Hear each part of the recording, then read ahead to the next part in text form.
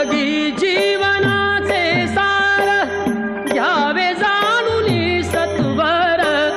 जैसे ज्याचे कर्म तैसे फळ देतो रे ईश्वर जैसे ज्याचे कर्म तैसे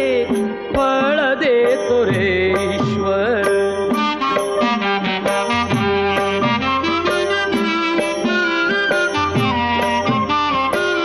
क्षणिक सुखासाठी अपुऱ्या